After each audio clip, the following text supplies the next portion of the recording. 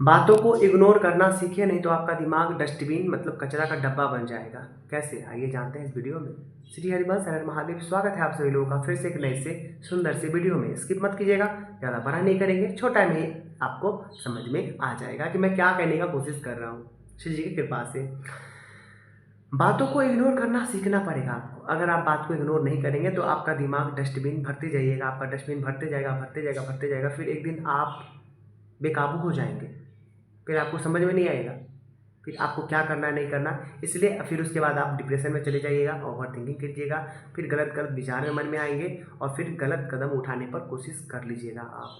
जैसे कि मैं बता रहा हूँ, बातें की मतलब बातों को इग्नोर मतलब सभी उसमें चीज़ आ जाती है, सभी चीज़ें। बातों को इग्नोर करना मतलब सभी चीज़ उसमें आ गया कि जिस बात से आपको बुरा लग रहा है, हर्टिंग हो रहा है आपको, जिस बात से आपको ऐसा लग रहा है कि ये बात नहीं बोलना चाहिए था किसी को, ये बात नहीं होना चाहिए था, ये होना चाहिए था, तो मैं बोलूँगा कि पहले मैं आपको ज़्यादा मतलब उतना लंबा चौड़ा नहीं बताऊँगा, मैं आपको इतना ही बोलूँगा कि आप उस समय ये सोचिए कि वो मेरा प्रारब्ध कट रहा है।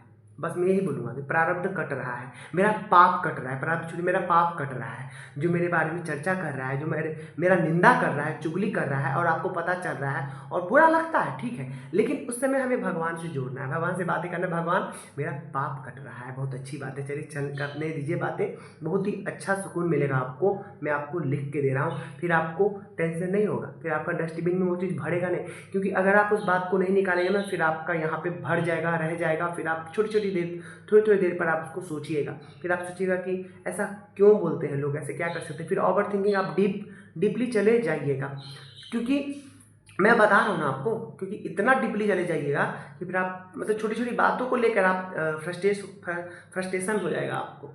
तो उसको निकालने का सबसे अच्छा तरीका है, जब भी आपको पता, क्योंकि पता तो चल ही जाता है, ऑब्वियसली है, पता चल ही जाता है कौन किसके बारे में क्या बात बोलता है क्या, तो उसको समझ देखने से भी समझ में आए तो कौन कैसा है नहीं है। तो हमें उसको दिखाने की जरूरत नहीं है, प्रभु के पास बैठ जाना है और प्रभु से बातें करना है। प्रभु बस एक बात ये जान लीजिए कि जो भी हमारा निंदा चुगली जो भी कर रहा है, बातें हो रही है हमारी, तो बस ये सोचना है कि हमें कि वो बातें हमारे पाप को नष्ट कर रहा है। अगर ये बात अगर आ जाएगा, नहीं तो आप ये सोचिएगा कि मेरे बारे में क्यों बोल रहा है, ऐसा नहीं बोलना चाहिए, मैं ऐसा नहीं हूँ। अरे इतना सोचेंगे तो फिर हम आगे जाएंगे। हम धरती पर क्यों आए हैं? यही सब सोचने के लिए, ये सब देखने के लिए, ये सब सुनने के लिए। हम प्रभु को प्राप्त करने के लिए आए हैं, तो हम प्रभु से बातें करें। उसी समय अगर आपका दिमाग लगे कि मेरा दिमाग आउट ऑफ कंट्रोल हो रहा है, तो आप प्रभु के पास बैठ जाए और प्रभु से बात करें। देखिए प्रभु, हमारा पाप जल्द से जल्द कट रहा है, कट जाएगा पाप, आपका कट रहा है पाप, उसको बात करने दीजिए, जिसको जो बोलना है बोलने दीजिए, बात को इग्नोर कीजिएगा ना, आप खुशी रहिएगा और सब में भगवत भाव करके देखिएगा ना, तो आप किसी में निंदा चुगली का भावना नहीं कीजिएगा।